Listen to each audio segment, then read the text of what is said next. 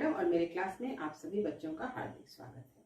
बच्चों, आज मैं आप लोगों के समक्ष आधुनिक काल से द्विवेदी युग को लेकर उपस्थित हूँ और द्विवेदी युग से एक महत्वपूर्ण प्रश्न कि आचार्य महावीर प्रसाद द्विवेदी जी का साहित्यिक योगदान क्या है, इसे लेकर आपके समक्ष उपस्थित हूँ। हमेशा की तरह मैं पढ़ने के साथ लिखने पर भी विश्वास रखती हूँ कि जितना पढ़ाई जरूरी है उतना लिखना भी जरूरी है।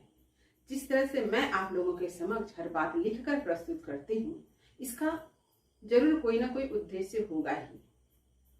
तो मेरा उद्देश्य यही है कि आप भी पढ़ने के साथ साथ लिखने का अभ्यास रखें, क्योंकि मैंने ये देखा है कि लॉकडाउन के दौरान बच्चे लिखना ही भूल गए और जब वे कुछ लिख रहे हैं तो उसकी राइटिंग खराब है, उसकी स्पेलिंग में इतनी गलतियां हैं कि क्या कहना। तो ये दोबारा ना हो, राइटिंग में सुधार लाएं, स्पेलिंग को अच्छी तरह से याद रखें ताकि परीक्षा में जब आप उत्तर लिखें तो उसमें स्पेलिंग गलती ना हो, वहां पर आपकी राइटिंग सुंदर हो। परीक्षा में जब आप कॉपी में लिखते हैं तो राइटिंग बहुत मायने रखता है। एक सुंदर राइटिंग जो होती है ना, वो एग्जामिनर को प्रभावित करती है। जब एग्जामिनर उस कॉपी को पढ़ता है और वहां जब कोई गलती नहीं होती, कोई स्पेलिंग मिस्टेक नहीं होता, तो एग्जामिनर का जो मन है प्रसन्नता से भर जाता है और एग्जामिनर के हृदय से वाह निकलता है। तो ये वाह आपको भी पाना है ना, तो आपको भी अपनी राइटिंग सुंदर बनानी है, अपनी स्पेलिंग को सही रूप से लिखने सीखना है। तो आप जरूर मेरी इस बातों को सुनेंगे भी और समझेंगे भी और लिखने का अभ्यास जारी रखेंगे। चलिए आरंभ करते हैं। द्विवेदी युग जो जागरण काल या परिवर्तन युग था, और इस युग के सबसे महान युग प्रवर्तक पुरुष या नायक कौन है? आचार्य महावीर प्रसाद द्विवेदी। तो द्विवेदी युग को क्या माना गया है? जागरण काल। और क्या माना गया? परिवर्तन काल। और इस युग के नायक कौन हुए? आचार्य महावीर प्रसाद द्विवेदी। तो आचार्य महावीर प्रसाद द्विवेदी में जरूर ऐसी कोई खास बात रही होगी, तभी तो वे नायक हुए होंगे। जैसे कि आप सिनेमा देखते हैं, सिनेमा में एक नायक यानी हीरो होता है, तो उस हीरो की कुछ ऐसी विशेषताएं होती है जो उसे हीरो का पद प्रदान करती है, जो उसे हीरो बनाती है, उसे उस सिनेमा का नायक बनाती है। ऐसी ही कुछ विशिष्ट विशेषताएं जो है वो हम आचार्य महावीर प्रसाद द्विवेदी में देखते हैं। इस युग का प्राय सभी गद्य अथवा पद्य से संबंधित साहित्यिक आंदोलन प्रत्यक्ष या परोक्ष रूप से आचार्य द्विवेदी से प्रभावित था। तो देखिए, यहाँ एक विशेषता हमें मिल गया कि इस युग में जितने भी गद्य लिखे गए, जितने भी पद्य लिखे गए, सबके ऊपर प्रत्यक्ष रूप से कहिए या अप्रत्यक्ष रूप से किसका प्रभाव दिखाई पड़ता है? आचार्य महावीर प्रसाद द्विवेदी का प्रभाव दिखाई देता है, यानी उनसे संबंधित था। वे एक महान शक्ति के प्रतीक थे जिन्होंने साहित्य की प्रत्येक विधा को बल प्रदान किया। देखिए कितनी बड़ी बात है कि उन्हें शक्ति का रूप माना गया, शक्ति का प्रतीक माना गया। किस रूप से? कि उन्होंने साहित्य की हर विधा को क्या किया? बल प्रदान किया। बल प्रदान करने का अर्थ क्या हुआ? अपना समर्थन देना, अपना सहयोग देना। तो अब देखते हैं कि आचार्य द्विवेदी जी का जन्म कब हुआ, कहाँ हुआ, उनकी शिक्षा दीक्षा कैसे हुई। इनका जन्म सन 1864 ईस्वी में रायबरेली जिला स्थित दौलतपुर गांव में हुआ था। इनकी प्रारंभिक शिक्षा गांव के विद्यालय में हुई। इन्होंने उर्दू तथा संस्कृत का अध्ययन घर पर ही किया। अंग्रेजी शिक्षा प्राप्त करने के लिए उन्होंने रायबरेली के जिला स्कूल में अपना नाम लिखाया। उस समय उनकी उम्र 13 वर्ष की थी, पर अर्थाभाव के कारण वे अध्ययन नहीं कर पाए। तो इनका जन्म जो है रायबरेली के दौलतपुर गांव में हुआ और गांव के विद्यालय में इन्होंने प्रारंभिक शिक्षा पाई।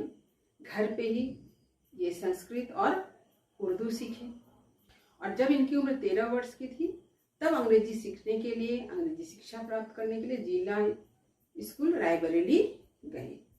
तो यहाँ पर भी हम देखते हैं कि अर्थाभाव के कारण वे अपना अध्ययन जारी नहीं रख पाए। मैं आप लोगों से कहना चाहती हूँ कि आचार्य महावीर प्रसाद द्विवेदी जी का एक निबंध है, मेरी जीवन गाथा। इसे आप जरूर पढ़ें। इसे जब आप पढ़ेंगे तो आपको महावीर प्रसाद द्विवेदी जी के बारे में और भी बहुत सी जानकारी मिलेगी।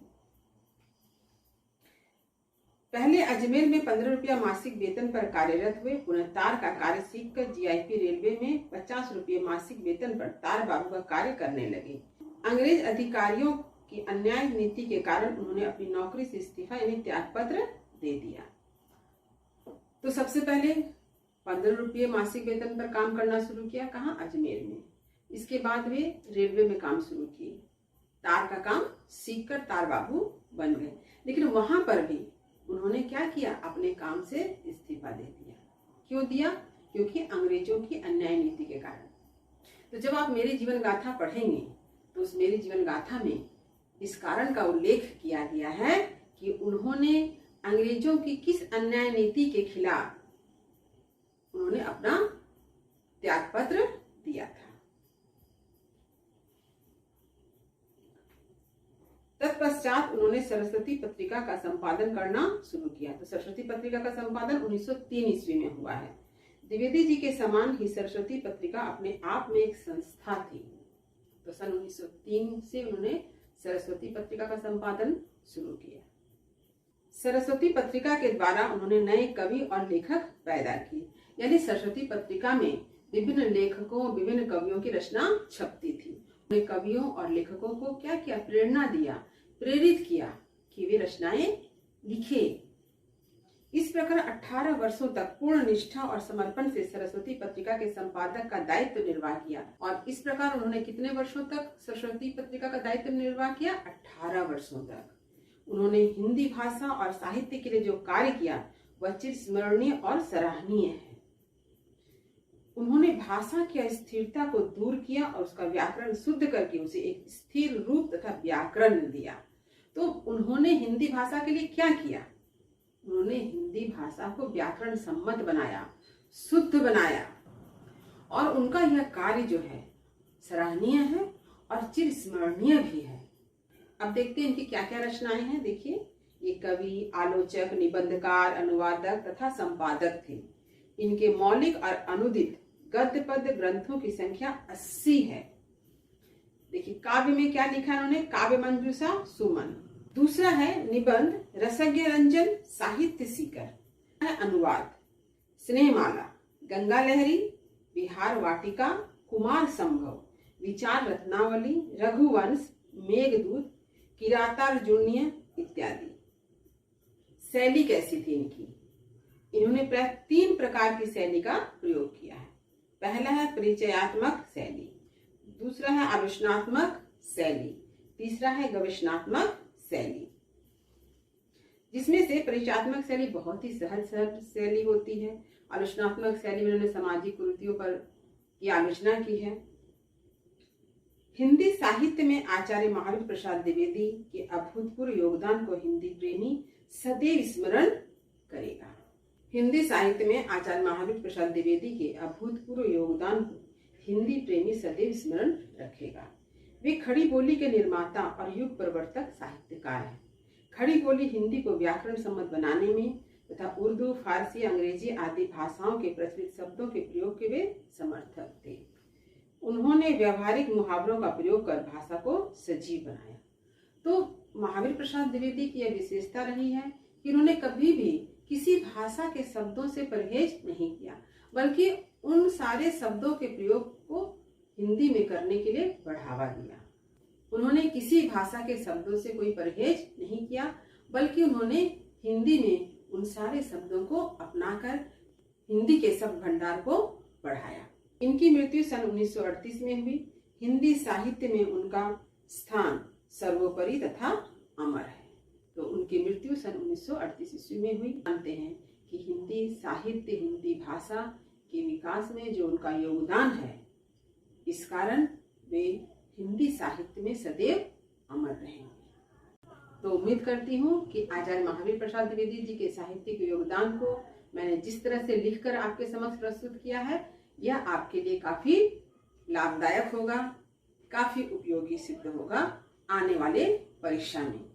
तो खूब मन लगाकर पढ़िए, खूब ध्यान से पढ़िए और मुझे कमेंट करके यह अवश्य बतलाइए कि आपने कितना समझा। इसके साथ ही साथ मैं आपसे यह भी उम्मीद करती हूँ कि आपने परीक्षा में कितना अच्छा किया, इसकी जानकारी भी आप मुझे जरूर दें।